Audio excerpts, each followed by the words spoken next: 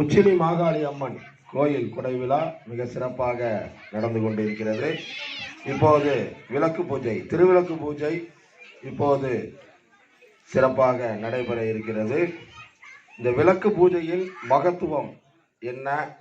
நம்ம ஊரில் இப்போ புதுசா விநாயகர் உதயமாயிருக்கு. அப்படி எல்லாரோட ஒரு அன்பளிப்பில் ஒரு விநாயகரை உருவாக்கிறோம். அந்த புது விநாயகரை பற்றி இப்போ நமது மதிப்புக்கும் மரியாதைக்கும் உரிய பேராசிரியர் மனவளக்கலை திரு வேத சுப்பையா அவர்கள் இன்னைக்கு சித்தப்பாவை பற்றி சொல்லணும்னா, எவ்வளவோ ஊருக்கு வெளிநாட்டிலலாம் போய் நிறைய மனவளக்கலையை பற்றியும் மனிதன் எப்படி வாழணும் அப்படின்னு சொல்லி, ஒழுக்க நெறியோடு வாழணும்னு சொல்லி நிறைய உரையாற்றியிருக்காங்க.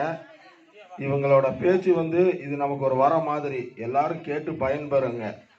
சித்தப்பா என்ன சொல்றாங்கன்னு சொல்லி கவனிங்க. தயவு செய்து கவனிச்சு வாழ்க்கையில மேம்பட பல நல்ல கருத்துக்களை சொல்ல இருக்கிறாங்க. தயவு செய்து விளக்கு பூஜையில் அமரும் பெண்களும் ஆங்காங்கே அமர்ந்திருக்கும் உறவினர்களும் நம்ம சித்தப்பா சொல்றத நல்ல கவனிங்க. வாழ்க்கையில் நல்ல பயனுள்ள தகவலை இப்ப நமக்காக சொல்ல இருக்கிறாங்க. எல்லாரும் கவனிக்குமாறு கேட்டுக்கொள்கிறோம். எல்லாம் வல்ல எங்கும் நிறைந்த யாவும் அறிந்த இறையருளை வணங்கி இந்த அரங்கத்திலே அமர்ந்திருக்கின்ற அனைவரையும் போற்றி எனது சிற்றுரையை தொடங்குகிறேன். அருள்மிகு உச்சினி மாகாளி அம்மன் திருக்கோயிலின் கொடை விழா, இன்று திருவிளக்கு பூஜை. பொதுவாக கோயில் இல்லாத ஊரில் குடியிருக்க வேண்டாம் என்பது நம்முடைய பழமொழி, உங்களுக்கு எல்லாம் தெரியும். கோயில் எதற்காக என்றால், கடவுளுடைய அருள் இல்லாமல் எந்த காரியமும் நடக்காது. எல்லாம் ஈசன் செயல். இந்த பிரபஞ்சத்தில் அனைத்தையும் படைத்து காத்து மறைக்கிற ஒரு மகா சக்தி இருக்கிறது. அது இந்த ஊனக்கண்ணுக்கு தெரியாது. அது மறைவாக இருக்கிறது. அது எங்கும் இருக்கிறது. அதுதான் தெய்வீக சக்தி என்று சொல்கிறோம். அதை யோக நூல்களிலே அருட்பேராற்றல் என்று சொல்வார்கள். The divine energy, cosmic energy என்று சொல்வார்கள். அந்த சக்தி எங்கும் நிறைந்திருக்கிறது. அது நாம் வழிபடுகிற இடத்தில் அதை குவிக்க வேண்டும். அதுதான் கோயில். அந்த சக்தியை இங்கே சார்ஜ் பண்ணணும், குவிக்கணும். அதை குவித்து அந்த பக்தர்கள் அந்த ஆலயத்துக்கு வரணும். இப்படி ஒரு 20 நிமிட நேரமாவது நாம் வழிபட வேண்டும் என்று சாஸ்திரங்கள் சொல்லுகிறது. நாம் இங்கே 3 நாட்கள் வழிபடுகிறோம்.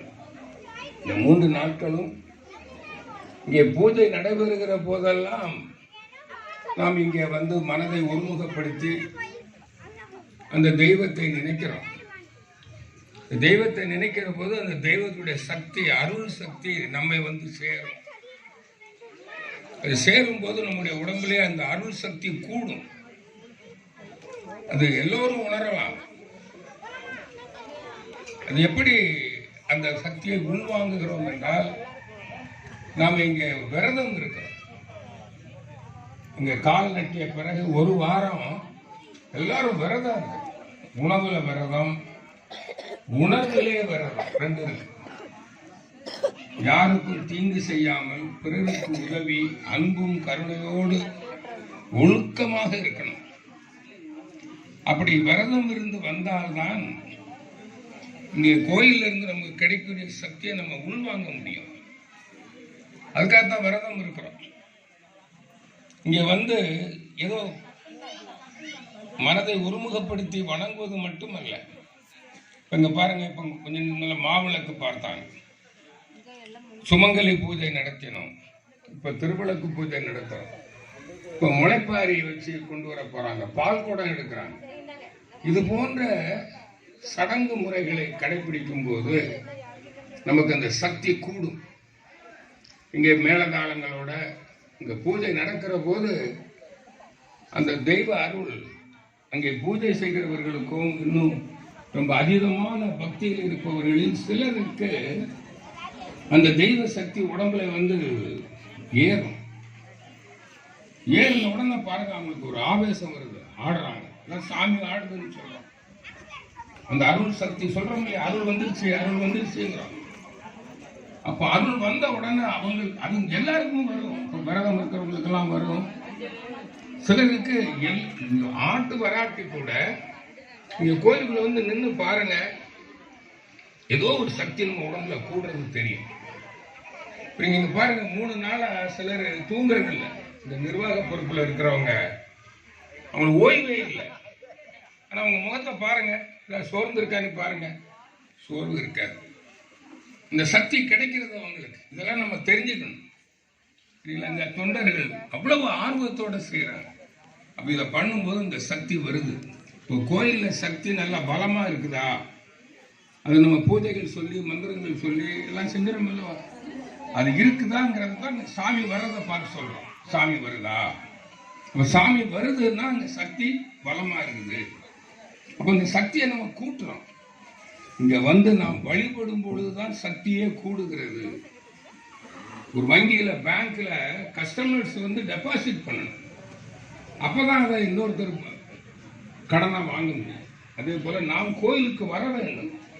சார்ஜ் பண்றதும் நாம தான், வாங்கிக்கிறதும் நாம. அதுக்காக தான் கோயிலுக்கு வாங்க வாங்க ஏன் அழைக்கிறாங்க, இத்தனை பத்திரிகை அடிச்சு அதுக்கு நிறைய செலவாகும்.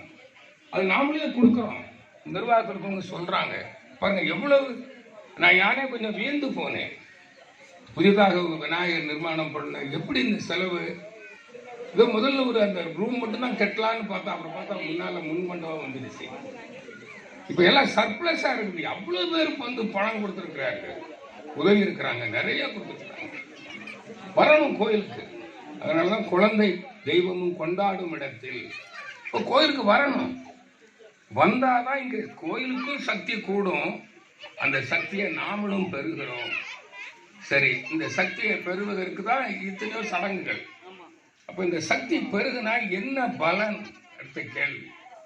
முதல்ல நோய்கள் குணமாகும், நோய் எதிர்ப்பு சக்தி கூடும், நோய்கள் தானாக குணமாகும். வைத்தியம் கூட பண்ண வேண்டியது, அதுதான் கோயிலுக்கு வேண்டிக்கிறோம். புரியுதுங்களா? அதே போல இங்க வந்து பூஜை பண்ணி நம்ம நினைக்கிறோம் அல்லவா, வேண்டுதல்கள், அந்த எண்ணத்துக்கு வலிமை ஏற்படும். வேண்டுதல் வேண்டுறோம், பிரார்த்தனை. இப்ப சாமிகிட்ட கேட்கிறோம், அது சொல்லுது உனக்கு இது நடக்கும், நம்பு, செய்யி அப்படின்னு சொல்லுது. அப்ப இந்த நம்பிக்கை வருது இல்லையா, அந்த நம்பிக்கையோட அந்த அருள் ஆற்றலால நம்ம நிச்சயமாக நினைப்பது நடக்கும். அது கொஞ்சம் காலதாமதம் ஆகலாம், இப்ப நடக்கலாம், அது கொஞ்சம் பின்னாடி நடக்கலாம். எங்காவது நல்லது நடந்தே தீரும். இதை முதல்ல நம்ம புரிஞ்சுக்கணும். அது மட்டுமல்ல, நான் உங்களுக்கு என்னை பற்றி சொன்னாங்க, நான் ஏதோ கொஞ்சம் தெரிந்து வச்சிருக்கேன். வேதங்கள், சாஸ்திரங்கள், உபனிஷத்துக்கள், அறநூல்கள் இதெல்லாம் கொஞ்சம் கொஞ்சம் படிச்சிருக்கிறேன். என்ன சொல்றது இல்லை, யாருக்கு தெய்வ அருள் கிடைக்கும்? நல்லவர்களுக்கு. அதுக்குரிய பேராசிரியர் அவர்களுக்கு ஒரு சின்ன பாராட்டு விழா. சித்தப்பா வருஷம் இங்க வராங்க, நமக்கு நல்ல கருத்துக்களை, பயனுள்ள கருத்துக்களை சொல்றாங்க. இதே போல அவங்க எல்லா வருஷமும் வந்து நம்ம கூட கலந்துக்கிட்டு நல்ல வாழ்றதுக்கு நல்ல பயனுள்ள தகவலை, மேலும் உங்களோட கருத்துக்களை கேட்கறதுக்கு நாங்கள் ரொம்ப ஆர்வமா இருக்கிறோம். நீங்க வருஷம் வந்து இந்த கோயில் கூடைய சிறப்பாக நடத்தி கொடுக்கணும்னு கேட்டுக்கொள்கிறோம். இப்போது மரியாதைக்குரிய அண்ணன் ஏஆர் முத்துராஜ் அவர்கள் சால்வை அணிவித்து